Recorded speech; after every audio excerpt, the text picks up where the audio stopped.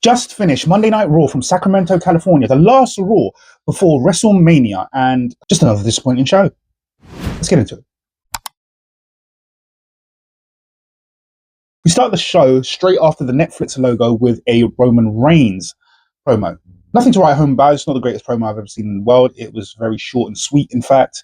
Then that took us to the separate sign-in for Obafemi and Brock Lesnar, the WrestleMania match between said performers. I thought this was a very good idea. I thought it stretched it out. They didn't really have that much content, and that's something I'm going to mention during this review.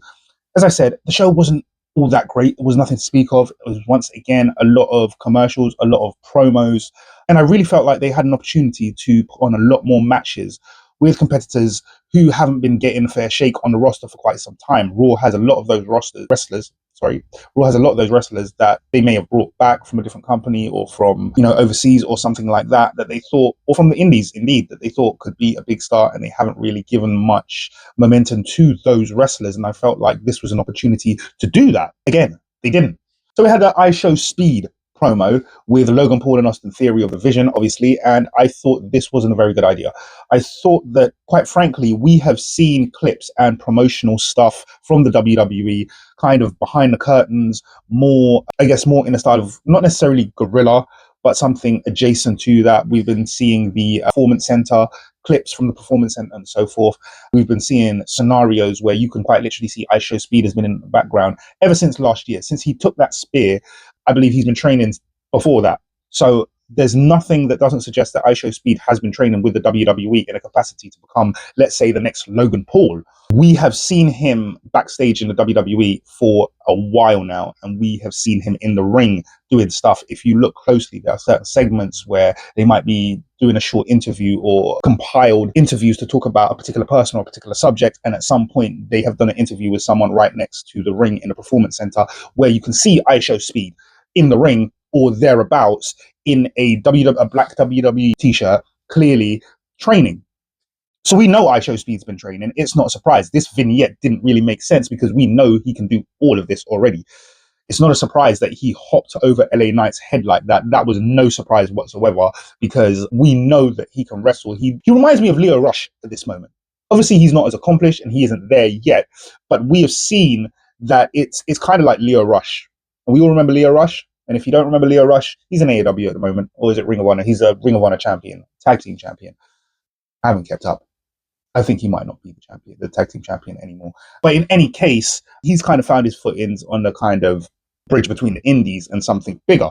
That took us to Lyra Valkyria versus Charlotte. I thought it was actually a pretty good match. Lyra got the win. I'm always glad with Lyra getting the win. I thought they did some interesting stuff in the match. I thought the match was actually worthy of a PLE.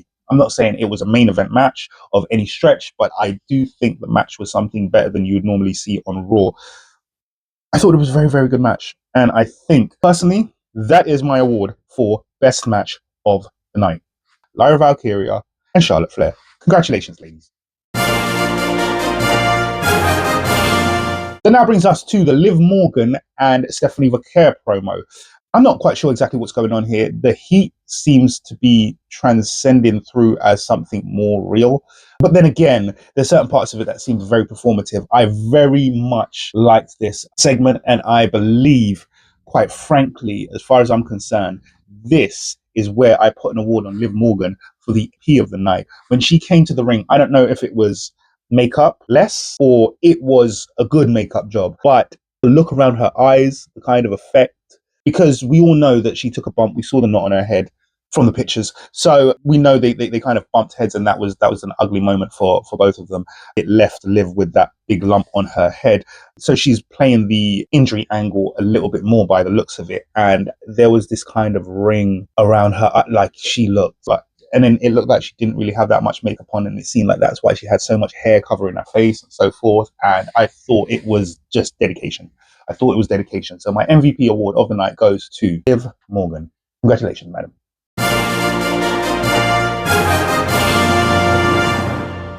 That took us to a 6-man tag team between the MFTs and the Usos. Why? Yeah, I didn't quite understand this one. MFTs are firmly a SmackDown. No, they're on the SmackDown brand. I didn't understand why they came over to Raw to take on the Usos when you could have simply took anyone from the roster of people not on the WrestleMania card. So off the top of my head, well, not off the top of my head, but at the time of writing down this information, comes to mind Maxine Dupree, Natty, the Creed boys, the Creed brothers, Ivy Nile, Otis, Tozawa. Where are all these people? Where are all these people? Now, obviously, the ladies are not going to compete against them, but where are all these people? Like, I feel like both SmackDown and Raw, they had so much opportunity to put wrestlers who hadn't been on any cards or are not, in fact, going to WrestleMania and giving them the opportunity to wrestle. You could have even bumped up a few people from NXT. You're constantly trying to figure out what to do with Briggs.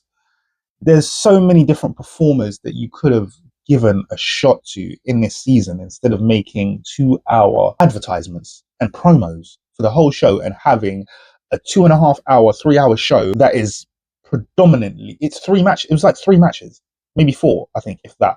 And the rest of it was all promo segments and advertisements. And I understand that WrestleMania is at the weekend and you are promoting your event and you need to keep wrestlers safe. That's why you give the rest of the wrestlers on the roster a go. Yeah, you get them to put on proper matches, like really good. This is their opportunity. It's WrestleMania season. Let them have some WrestleMania-worthy matches between people who don't really get matches. Yeah, so this didn't happen, but I don't understand what they're doing at the moment. I really don't. I've got no explanation as to why, and I'm progressively getting more disappointed with what is being done with the tag team divisions. The tag team division it's in a complete mess at the moment because it seems like the WWE just have no care for the tag team division. And I said like that, Ivan and I forget the name of this, but the War Raiders, right? What's going on? We haven't seen them since they got squashed by Oba, which should have never happened. I love Oba and I love the War Raiders, but that should have never happened. What you've done to the War Raiders by having them do that section is just... So let's talk about Gunther versus Rollins promo. I think clearly Seth is still not fully fit yet because otherwise he would have had a warm-up match of some kind. They're still kind of wrapping him in cotton wool.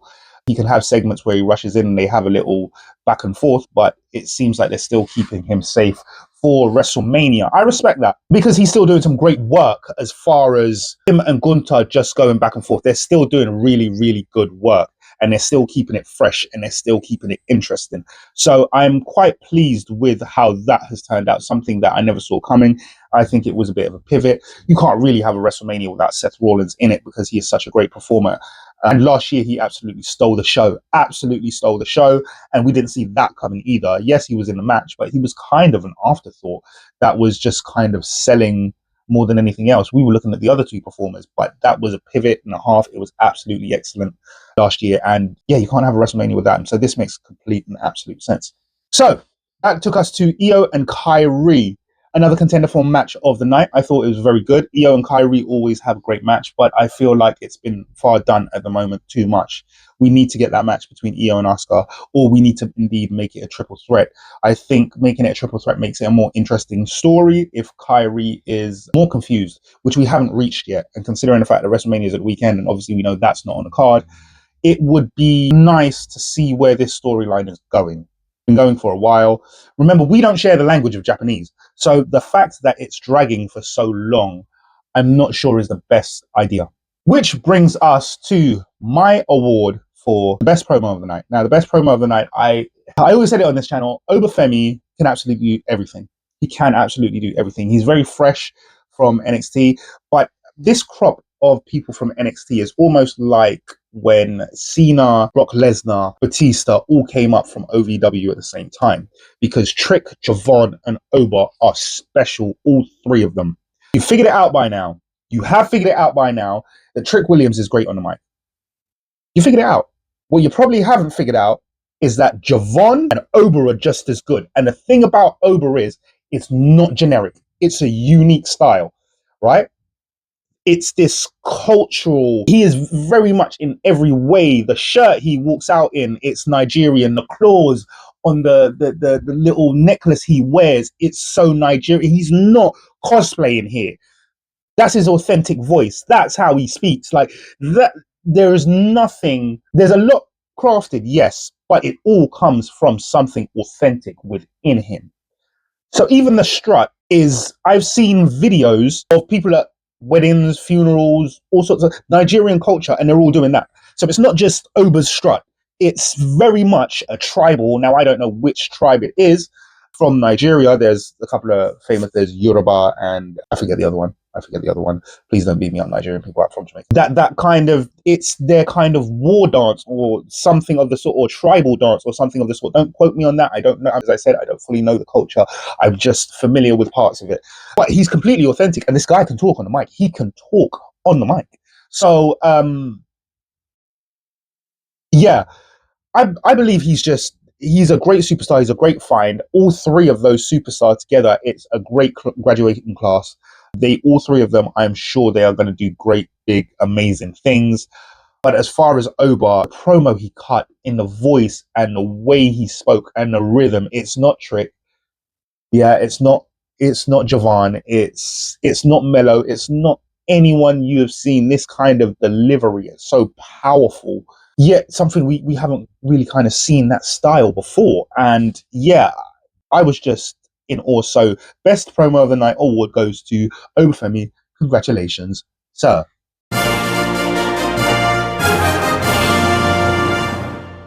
So that brings us to someone who I just actually mentioned, which was Javon Evans and Dragon Lee in tag team action versus Rusev and JD McDonough. Obviously, all competitors in the ladder match at WrestleMania. So that was something of a teaser. It was very typical. So the good guys won, but then got absolutely decimated after the match. Javon, again, had an absolutely phenomenal show, and we know that he is going to do something special at WrestleMania.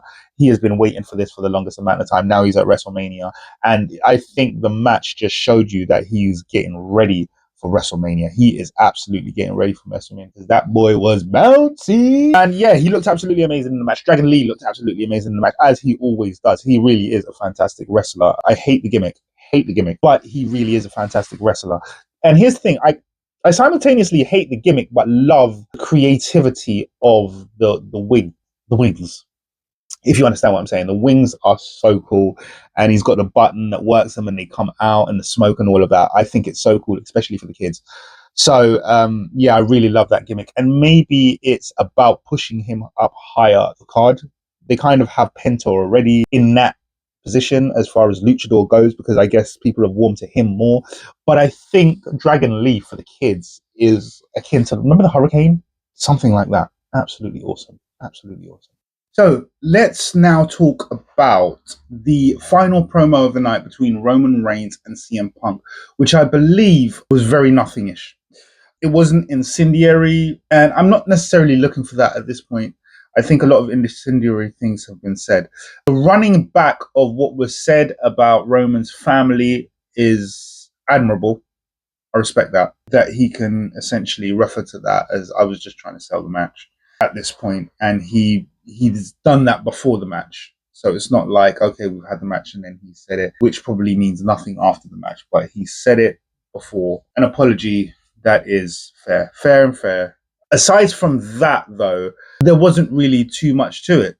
Obviously, you have to give him a lot of respect for that, but I think Roman Reigns' earlier promo at the beginning of the night explains a lot, because I do think he was very hypocritical. Pat McAfee did mention that, and there was a lot of looking into what was said by Pat McAfee to look basically regarding what Pat McAfee said about CM Punk had to be kind of looked at and addressed. I don't think Pat McAfee was wrong in any way. He didn't necessarily cut that promo in the best way. Maybe it should have been a little bit more fiery, a little bit more anger within it, but he's not wrong.